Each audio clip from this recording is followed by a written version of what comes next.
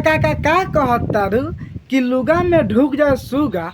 अरे भौजी भोसरी वाली तो लुगा में सुगा कैसे घुसता हो, हम तो पता न चलता। बहन चोद पागल बा का रे, तलान चटबे का हाल बा भाई। तो आज हम फिर से बात कर ले बानी भोजपुरी गाना के। तब भाई लोग आज के वीडियो नु बहुते गाना फाड़ा बहुते मज़ेदार बनल बा। ऐसे कहते हैं भाई लोग वीडियो के जैसे कि लास्ट तक बाद तय मजा आई। वीडियो बना के बस एक ही मकसद बा, एक ही मकसद है आप सभी के दिल से हंसाने के लिए, ना किसी को दिल को ठेस पहुँचाने के लिए। तब बिना कोनो लाला लहसुन के आज के वक्त स्टार्ट करते हैं।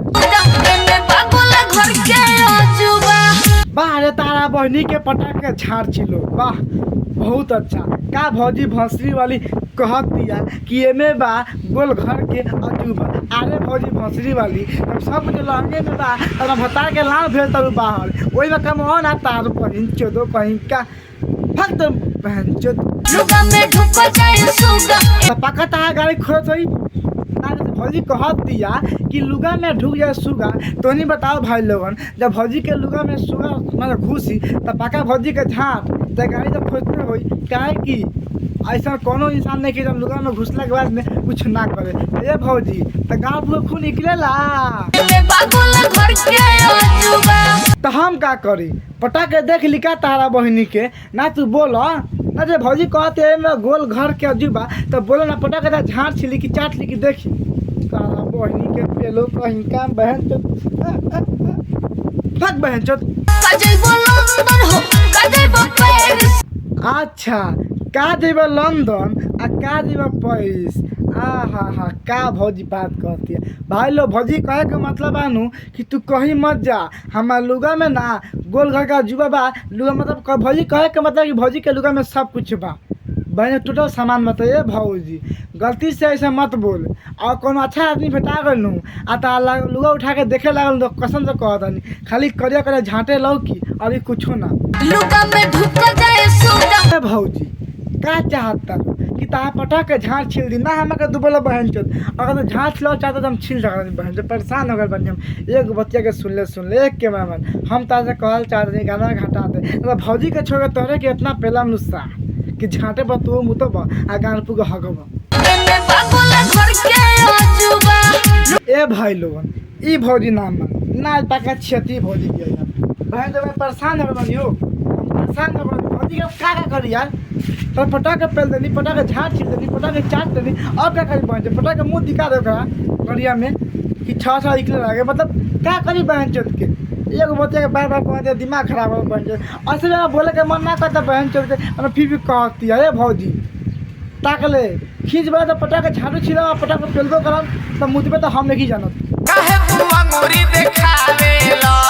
हमरा से पूछा ना ओका से का पूछता उल्लन जानता अंगूरी ये से देखावला नो कि तारा खोदे खातिर भौजी तो गलती से भैया के बात में पढ़ के तो कर लगे ना जे गलती से अंगूरी याद दिनू तो बाद में सब सारा कही ना हमरो के दे तो हल्ला कर दे। आज जानता है कि ऑनलाइन के जमाना बा कोनो बात वायरल भल तो फटाका लाखों लोग जान जाता। अच्छा ये बात बा हमें तो पता ना लगा कि तहां मन पनियाता बा। ये भाई तू लाइन मार भौजी दे दी ना तो लाइन मारते रह भौजी दे दी ऐसे कि भौजी खुद कहती है कि पीछे भी मन का पनियावेला। ए भौजी ता दे के मन बनू तो मान में लिखा ना पटाखे पेले खातिर वाह रे भौजी भोसरी वाली वाह बहुत अच्छा। का कहत दिया कि कमर के ऊपर पियकरा लबा। अरे भौजी चल हमनी की कमर के ऊपर पियकरा लबा लेकिन कमर के नीचे केकरा लबा ये तनी खोल के बताओ तब तरह के नू हमें बात कम आ तब तरह के कुछ करम तब पता के नू झाड़ छिला घोड़ी के नीचे वाह रे तारा बहनी के जवान मिस के दूध निकालो वाह बहुत अच्छा। कमर के ऊपर 76 लबा कमर के ऊपर पियकरा लबा कमर के नीचे 76 लबा तारा बहनी के झाड़ छिलो।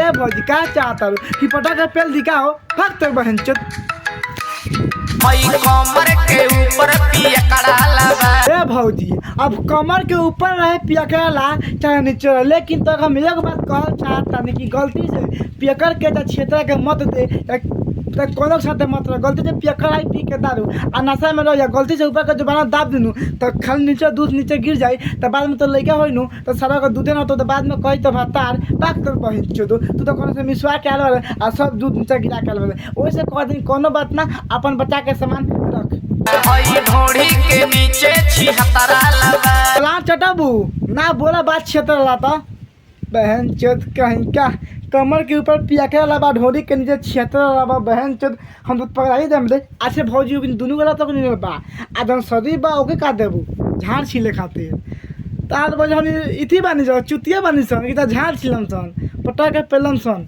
तो बस भाई आज के पहले वीडियो अच्छा लगे तो लाइक शेयर कमेंट और चैनल को सब्सक्राइब करके रख दिया कि ऐसा ऐसा वीडियो बहुत जल्दी मिले तो भाई लोगों वीडियो को दिल दिमाग मत लिया भूल जा।